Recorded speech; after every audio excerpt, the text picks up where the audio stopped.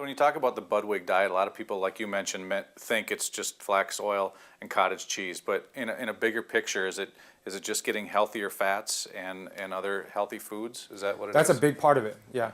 You know, it's not the Budwig diet, it's the Budwig protocol. But it involves a lot of these things. It involves taking out unhealthy foods, putting in healthy fats, eating whole foods, right?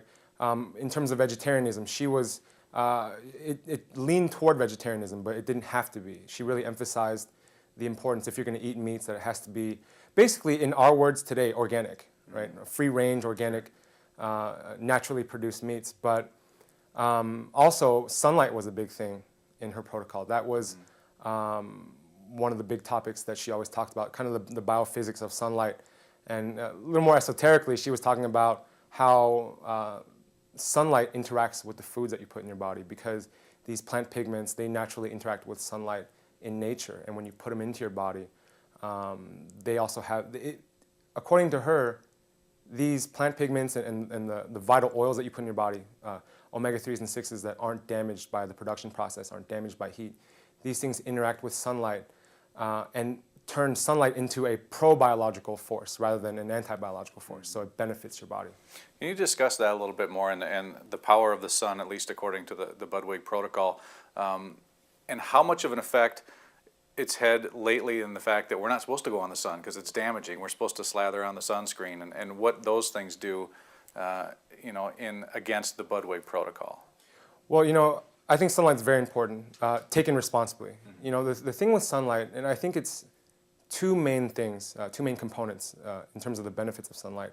And one of them is vitamin D, right? Because that's one source of vitamin D. That's a huge source of vitamin D, is that your skin, your body synthesizes it when you get sun exposure. We know that vitamin D, for instance, causes cancer cells to commit suicide, right? It's one of the most important cancer-fighting vitamins that we have in our body. And you know, a lot of researchers say that if we were to keep our vitamin D levels in optimum range, that we could prevent a lot of different cancers. But the second thing, and this is kind of overlooked, is the role of sunlight itself, not just the vitamin D. Because now there's been a study looking at sunlight, taking sun, in relation to heart disease. And these researchers found that it benefited heart disease. And it wasn't just because of the vitamin D. They controlled that out. It was actually because of the UV rays. Because when the sun hits your skin, it helps your body generate nitric oxide. And this is one of the most important chemicals in your body that helps to promote proper circulation, good circulation. And when you talk about it in terms of cancer, it's one of the important variables, in my opinion, because cancer cells tend to make energy in a very inefficient way, right? They upregulate glycolysis, they take in sugar, they put out a lot of metabolic waste in the form of lactic acid. And this metabolic waste, when it accumulates, it has a lot of damaging effects, right? It can promote metastasis. It can actually hide tumors from immune detection, right? So when you look at it, when you look at circulation in that sense, you see that it's really important to maintain that metabolic landscape, to keep the fluids around your cells from accumulating these metabolic wastes, and that's a very important variable. But in terms of sunscreen, you know, I think you don't want to burn, definitely. You don't want to get sunburn. But I think most people, you know, you should probably get around 15 to 20 minutes, probably every other day. It really depends. I mean, if your skin's darker, you might need more.